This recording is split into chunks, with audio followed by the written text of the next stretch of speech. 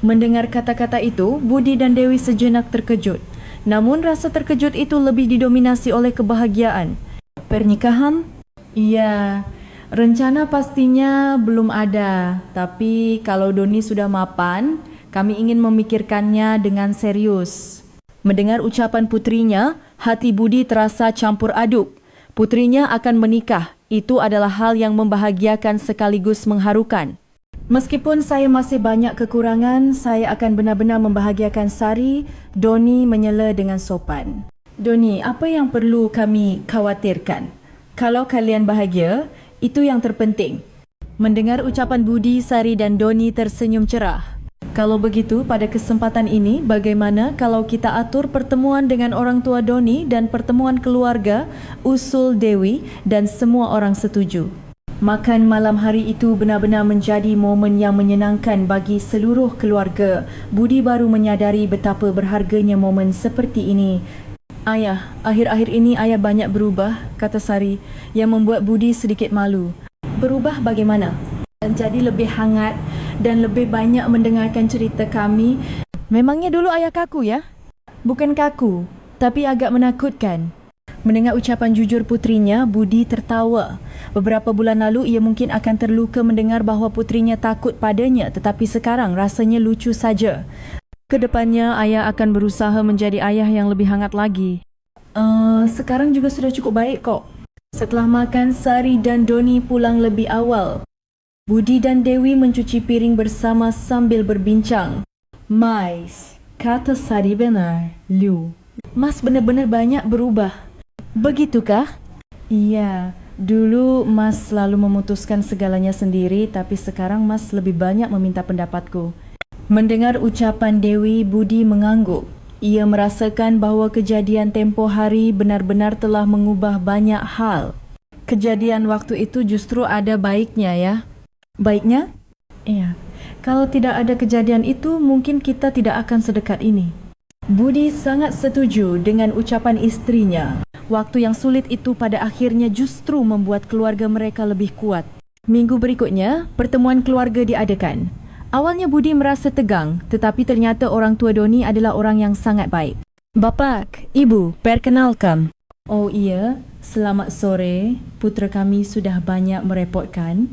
Tidak, justru putri kami yang lebih banyak merepotkan. Pertemuan keluarga berjalan jauh lebih hangat dari yang dibayangkan. Terutama Ibu Doni yang sangat cocok dengan Dewi, sehingga mereka cepat akrab. Sari anak yang cantik dan baik sekali ya. Doni, kami beruntung bertemu dengan orang yang baik. Doni juga anak yang sangat baik. Kami yang lebih berterima kasih. Malam itu, saat pulang ke rumah, Budi dan Dewi minum teh bersama sambil berbincang. Orang tua Doni baik sekali ya. Iya, aku jadi tenang. Sepertinya putri kita akan menikah dengan baik. Mendengar ucapan Budi, Dewi tersenyum. Masih lama sebelum menikah, tapi sudah bertemu dengan orang yang baik, jadi syukurlah. Malam itu Budi merenung sendirian. Perubahan-perubahan selama beberapa bulan terakhir, perubahan terbesar adalah komunikasi dengan keluarga. Dulu ia selalu memendam pikirannya sendiri, tetapi sekarang ia berusaha untuk membicarakan segalanya dengan keluarga. Dan yang terpenting adalah kepercayaan. Ia baru menyadari betapa pentingnya saling percaya dan mengandalkan satu sama lain. Beberapa minggu kemudian, Budi mendapat kesempatan untuk berbincang dengan junior-juniornya di kantor. Pak, bagaimana caranya agar kehidupan pernikahan bisa langgeng? Tanya seorang juniornya dengan serius. Budi berpikir sejenak. Yang terpenting adalah komunikasi dan kepercayaan. Komunikasi? Iya. Kalau kamu merasa ada yang aneh, jangan mengambil kesimpulan sendiri, tapi harus dibicarakan. Dan percaya pada pasanganmu itu juga penting. Budi memberikan nasihat berdasarkan pengalamannya. Kelihatannya sederhana, tapi sebenarnya sangat sulit. Tapi itu yang paling penting. Suatu akhir pekan di bulan Mei, keluarga berkumpul untuk pesta barbeku. Sari dan Doni juga ikut dan Dewi menyiapkan makanan yang lezat. Ayah jago sekali memanggang dagingnya. Tentu saja. Kalau soal memanggang daging, ayah jagonya, Budi berkata dengan bangga sambil membalik daging. Saya bantu, ya. Gak usah Doni, Kamu duduk saja sama Sari. Terima kasih. Saat itu Dewi datang membawa minuman. Ayo, kita bersulang. Bersulang untuk apa, Bu? Untuk kebahagiaan keluarga kita. Saat semua orang mengangkat gelas, Budi berkata, dan untuk saling percaya dan saling mencintai. Suara denting 4 gelas terdengar di taman. Malam itu, setelah Sari dan Doni pulang, Budi dan Dewi duduk di taman sambil menatap bintang. Mas bahagia? Aku juga bahagia. Budi memegang tangan istrinya dengan erat. Kejadian tempoh hari benar-benar menjadi pelajaran. Kedepannya, aku tidak akan pernah membiarkan kesalahpahaman seperti itu terjadi lagi. Aku akan lebih banyak berkomunikasi dan lebih percaya. Aku juga. Kalau ada masalah, aku tidak akan memendamnya sendirian. Aku akan langsung cerita. Janji keduanya tulus. Beberapa bulan kemudian, Sari dan Doni bertunangan. Acaranya kecil tetapi sangat bermakna. Sari, kamu cantik sekali. Budi menatap putrinya yang mengenakan gaun putih dengan mata berkaca-kaca. Ayah, jangan menangis. Enggak menangis. Cuma terharu saja. Doni akan menjagaku dengan baik. Jangan khawatir. Aku tahu. Aku percaya pada Doni. Hari itu Budi merasakan banyak hal. Melihat putrinya tumbuh dewasa, bertemu dengan orang yang baik dan berbahagia, serta rasa syukur karena seluruh keluarga bisa menyaksikan proses itu bersama. Larut malam, saat pulang ke rumah, Budi dan Dewi minum teh bersama, merangkum hari itu. Hari yang sangat baik, ya? Iya, Sari juga kelihatan bahagia. Kamu juga sudah bekerja keras karena masalah Sari. Apa maksudmu? Itu hal yang wajar. Mendengar ucapan Dewi, Budi sekali lagi merasakan betapa berterima kasihnya ia pada istrinya. Malam itu, sebelum tidur, Budi merenungkan kembali 1 tahun terakhir. Waktu yang sulit yang dimulai dari kecurigaan pada akhirnya memberikan pelajaran berharga bagi seluruh keluarga. Kecurigaan itu cepat, tetapi kepercayaan membutuhkan keberanian yang lebih besar. Budi berfikir sambil terlelap dengan tenang, dengan keyakinan bahwa besok ia akan menjalani hari yang bahagia lagi bersama keluarganya. Kini, di meja makan rumah Budi Santoso, setiap malam dipenuhi oleh tawa hangat. Dan di dalam tawa itu, tersimpan hati yang tulus untuk saling percaya dan mencintai. Rumah yang beberapa bulan lalu dipenuhi oleh kecurigaan dan kesalahpahaman, kini meluap dengan kepercayaan dan cinta. Dan di pusat perubahan itu ada komunikasi, dialog dan yang terpenting hati yang saling percaya. Budi sekarang bisa yakin kebahagiaan sejati dimulai bukan dari kecurigaan melainkan dari kepercayaan.